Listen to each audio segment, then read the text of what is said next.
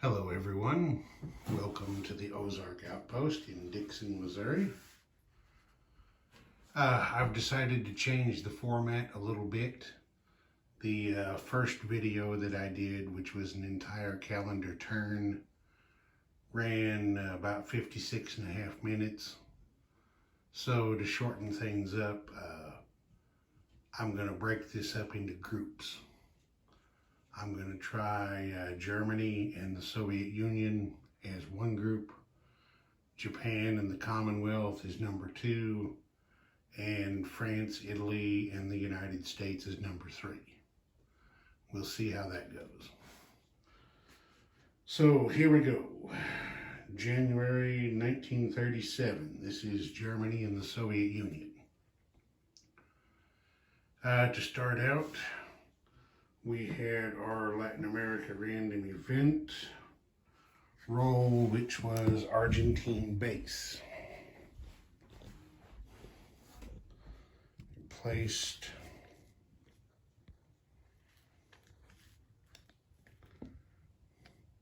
there we go.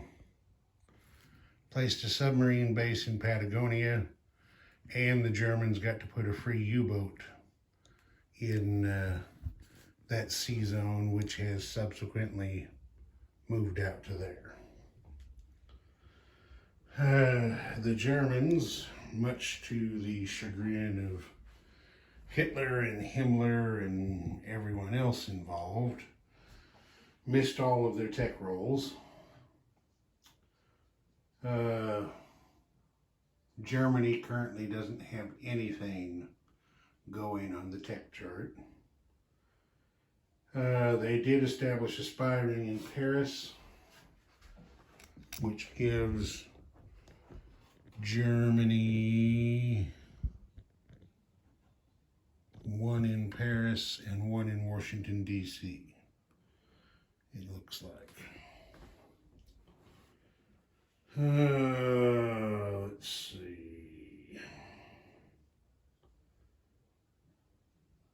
There weren't any spies in Berlin at the time, so there was nothing to counter. For their build, Germany finished their battleship. They built a transport, a U-boat, and a Fallschirmjäger, and saved 2 marks. They did not do a lend-lease to General Franco this time. I'll explain why when we get to them. For combat move, you can see there it is. They annexed Bohemia, picked up a medium factory, which of course they can only use as a minor. They picked up a light panzer and 1 IPP to their income.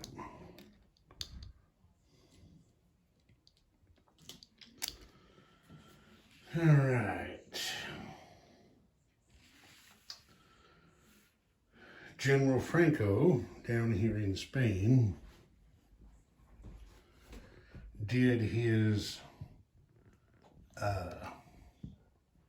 event draw, and he came up with the Requetz marker, which is a 3-3 infantry. So he got to place that on the board. Then for combat moves, the Nationalists did a walk-in attack here at Muriel, Valencia. They did that from Andalusia, picked up that territory. Then down here, can you see it there? Yeah. They did have their battleship down here, and they came into the Med and attacked these Republican ships. They were trying to take out the Republicans' ability to interdict Lend-Lease. Of course, you can see the battleship's not there anymore. It was sunk, and they sank the Republican destroyer. But the coastal sub is still in action, so it can still interdict. In non-combat, the Condor Legion air transport came down here to Spanish Morocco and carried the other Army of Africa back here. And that was it for the action in Spain. Well, kind of, sort of. They missed their recruitment role. Germany, in lieu of Lend-Lease to General Franco, sent a Condor Legion with a fighter down to Leon Castile to assist the nationalist forces. German non-combat movement, they shifted some U-boats around the map. I showed you they moved the one down here in the South Atlantic. Wow, that's crooked. I think you can see they moved one from the Atlantic into the Mediterranean here. Then over this way, see, I knocked somebody over. I gotta fix him. There we go. Over this way, they moved one out here into the North Atlantic, and of course, they still have one there. Germany's oil evened out. They spent 3 and collected 3, and they collected 23 IPP. To go with the 2 that they saved will give them 25 marks next turn. Okay, the Soviets. The Soviets managed to get stage 1 of heavy armor on the tech chart. They put a spy ring into Paris. They eliminated an Italian spy in Moscow with a counter-espionage role. For their build, they decided to spend 7 rubles to upgrade the minor factory at Novosibirsk to a medium.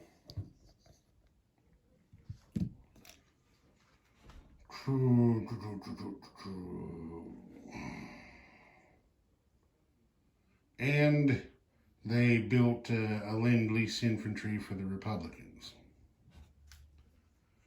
Now, the Republicans, this was a pretty big turn for the Comintern. They got lucky with their dice all over the globe. The Republicans down here did their event draw, and they came up with Polish aid. And what that does is Poland, provided there is a valid supply path, which there was, they send a free artillery to the Spanish Republicans. So they picked up that artillery there. Didn't cost him anything. They didn't do any attacks. They didn't do any non-combat movements. They kept everything where it is. They got their free upgrade from the Soviets. So they upgraded an infantry here in Astoria, Navarre to a mountain infantry. And then they got their recruitment roll. I said they were lucky with the dice. So they picked up another infantry, which they placed in Madrid. And then, as part of their aid from the Soviets, they get an extra recruitment roll each turn to try and pick up an international brigade, which they hit. So there's now also an international brigade here in Madrid. So there's there is now let's see, 1, 2, 3. They now have 4 regular infantry, 3 mountain infantry, a cavalry and artillery, and a fighter. So that's 1, 2, 3, 4, 5, 6, 7, 8, 9. That's 10 units going up against 1, 2, 3, 4, 5, 6. 10 going up against 7. Yeah, it's maybe not looking quite too good for the nationalists. We'll just have to see what happens. All right, over here in China, Chairman Mao has been busy as well, as you can see here.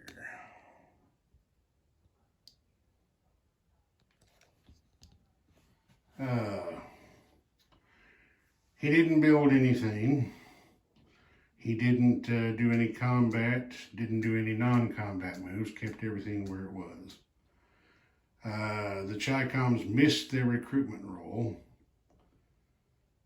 Again, he spent 2 of his IPP to improve his chances for a warlord influence role. He was looking for a 4 or less and hit a 3. So, and again, he tried to influence the orange guys, which held 3 territories up here: Hopei, Peking, and Suyan, however you say that. So, for between the 2 rounds he tried it, for the 4 IPP that he spent, he has picked up, what, 5 infantry, a cavalry, and 3 militia. That's a pretty good return on investment. Plus now the Chi-Com income is up to 6, and they have 5 territories for their recruitment role and future warlord influence roles. So that was this turn was a very, very big deal for the chairman. Okay, the Soviets did not spend any oil. They collected 4. The Chi-Coms got their income of 6. IPP added to the one they saved gives them 7 for next turn. The Soviets collected 8. Added to must have been 4 that they saved, because they've got 12 sitting over here.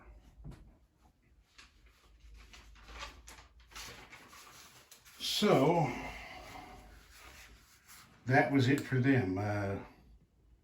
As I said, the opening stages of January 37 definitely belong to the Comintern. Okay, this is Ozark Outpost. Over and out.